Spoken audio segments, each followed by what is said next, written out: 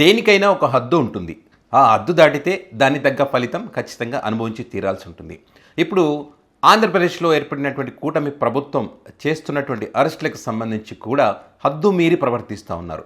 ఏ సెక్షన్లు పెడుతున్నారో, దేనికి అరెస్ట్ చేస్తూ ఉన్నారో తెలియట్లేదు. ఒక వ్యక్తి నచ్చలేదంటే ఖచ్చితంగా ఆ వ్యక్తిని అరెస్ట్ చేయాలి కాబట్టి ఏదో కేసు పెట్టి అరెస్ట్ చేస్తూ ఉన్నారు. ఆ వ్యక్తి తప్పు చేసి అరెస్ట్ చేయాలి, కానీ వీళ్ళు అరెస్ట్ చేయాలనుకుంటే కేసులు పెట్టి అరెస్ట్ చేస్తున్నటువంటి పరిస్థితి. సో ఈ అంశానికి సంబంధించి మరి హైకోర్టు న్యాయస్థానం చెప్తా ఉంది, మీరు చేసేటువంటి తప్పుల వల్ల, అంటే తప్పుల మీద తప్పులు చేస్తూ మీరు ప్రజాస్వామ్యాన్ని కూని చేసినటువంటి క్రమంలో మరి మీరు చేసేటువంటి పనులకు మాకు బీపీ పెరుగుతూ ఉందని చెప్పి హైకోర్టు న్యాయస్థానం మరి చెప్పిందంటే ఏ రేంజ్లో మరి ఈ పోలీస్ అధికారులు ఈ కూటమి ప్రభుత్వంలో ప్రవర్తిస్తున్నారో అర్థం చేసుకోవచ్చు. ఇప్పుడు ఈ కూటమి ప్రభుత్వం చేసినటువంటి తప్పులకు సంబంధించి ప్రేమ్ కుమార్ అనే ఒక వ్యక్తి ఒక రీల్ చేశాడు వ్యంగ్యంగా. అంటే ఎవరైనా సరే ప్రభుత్వాన్ని ప్రశ్నిస్తే, ఇప్పుడు ఎందుకు అధికార పార్టీకి చెందినటువంటి పత్రికల్లోనే ఇది సంగతి అని వస్తుంది కదా, మళ్ళీ జగన్ మీద కూడా వ్యంగ్యంగా పోట్లు పెట్టి, కత్తులు పెట్టి, అది పెట్టి, ఇది పెట్టి రకరకాలుగా వాళ్ళు పత్రికలు ప్రచురించారు కదా.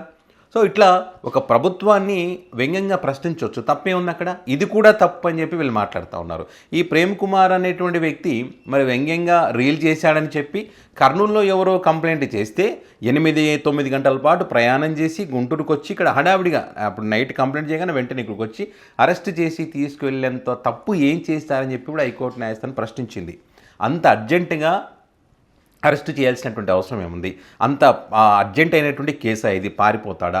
మరి అక్కడ లోకల్ ఎస్పీ గారి పర్మిషన్ మీరు తీసుకున్నారా? మరి వ్యంగ్యంగా మాట్లాడితేనే, విమర్శిస్తేనే, ప్లక్కార్డులు పట్టుకుంటేనే తప్పంటే మరి దీన్ని ఏ రకంగా చూడాలి? రీల్ చేయడం కూడా తప్పంటే, 300 దొరికినాయంటే దాని అక్రమ వసూలకు పాల్పడుతున్నారనంటే ఏ రకంగా చూడాలి? సో ఇక్కడ పోలీసులు చాలా తప్పు చేస్తూ ఉన్నారు.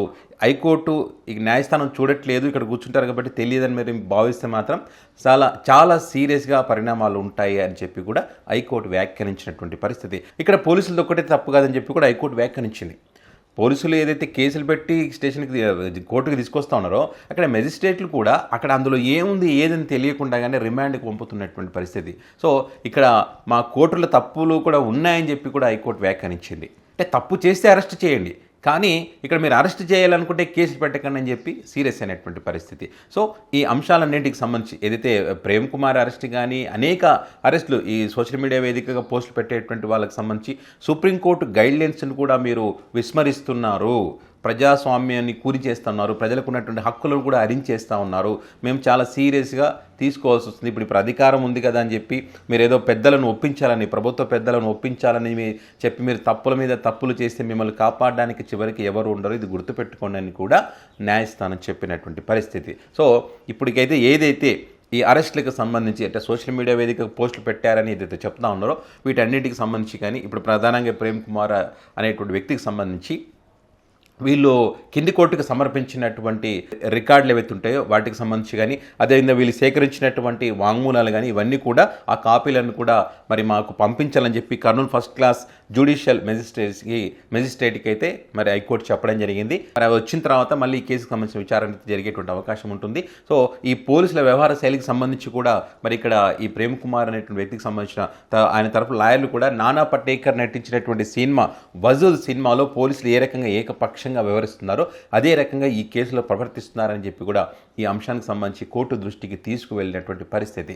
సో మరి ఇవన్నీ పరిశీలించిన తర్వాత కోర్టు అయితే ఆ రకంగా సీరియస్ కావడం జరిగింది. మరి పోలీసులు హద్దు మీరుతా ఉన్నారు, మీ హద్దులు మీరుంటే మీకు మంచిది, లేకపోతే చాలా నష్టపోయేటువంటి అవకాశం ఉంటుంది, ఏ ప్రభుత్వ పెద్దలు కూడా మిమ్మల్ని కాపాడరని చెప్పి కూడా సీరియస్గా వార్నింగ్ కూడా జరిగింది. మీరు గమనించండి, మొదటి నుంచి కూడా అనేక సార్లు హైకోర్టు వార్నింగ్లు ఇస్తూనే వస్తుంది, అయినా కూడా వీళ్ళు మారడం లేదు. ఇష్టం వచ్చినట్టుగా కేసులు పెట్టడం, అరెస్ట్ చేయడం, ప్రశ్నిస్తే కేసు, ఏదన్నా ఇట్లా తప్పు జరిగింది ప్రభుత్వంలో ఉంటే కేసు.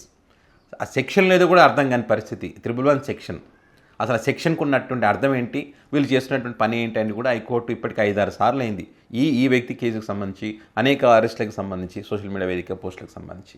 ప్రతిదీ ఇట్లే అనుకుంటూ పోతే ఇంకేం జరుగుతుంది చెప్పండి?